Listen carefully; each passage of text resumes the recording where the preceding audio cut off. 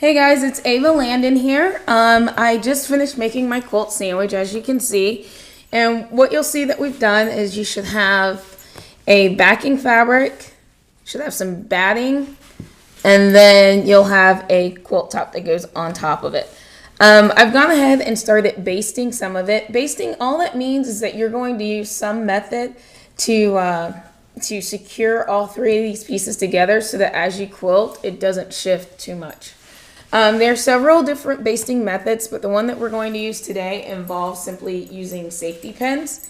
And what we're going to do is the way that you generally baste, you're going to place a safety pin about 3 to 4 inches away. So these bricks right here are 2 inches wide, so if you just do every 2, then you're fine, because that's going to be 4 inches. So that's what you'll see. There's one here and there's one there.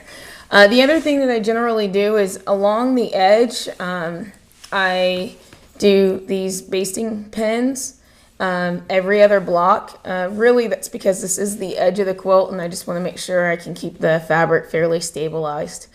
The other thing I'll go ahead and mention is that when you're basting, you definitely want to have an idea of how you're going to quilt it in mind before you start pinning everything.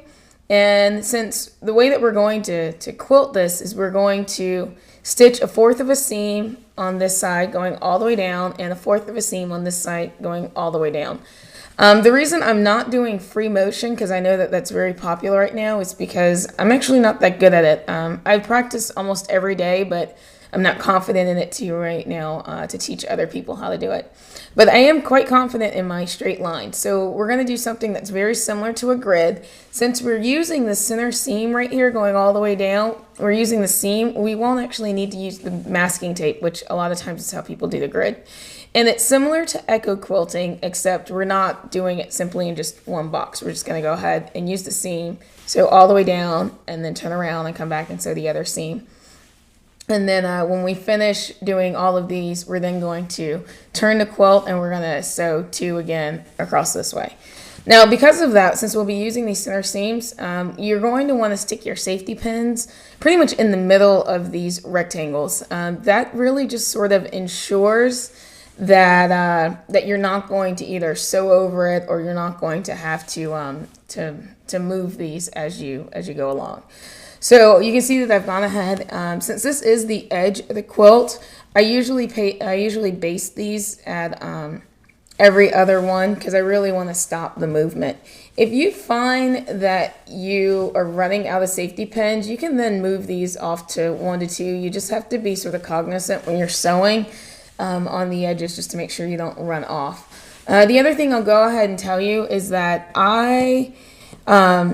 this is spare fabric that I had in my stash, so it's not exactly, it doesn't meet your requirements, fabric requirements that I put up there. So yours are actually to be 3 inches away, so it's going to be slightly smaller. So don't think that you messed up, it's just that I already had this available and in my stash, so that's kind of what I used.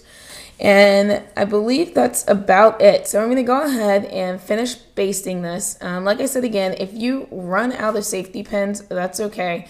You can spread these a little further and you'll still be fine. As you go through, I generally start at the edge. And you'll notice that at the other side, I've got plenty of extra room just in case this starts to move. What I'll do is I'll go through and I'll baste everything. And then I will fold this up and then baste the next row and then fold this up and baste the next row. It makes it easier because other than that, you're kind of crawling under the quilt and in the center and you definitely don't want to shift it. So as you do that, you're just going to baste, fold, and it's going to keep everything all nice and smooth. All right, guys, I will see you as soon as I finish basting this. Have a great day.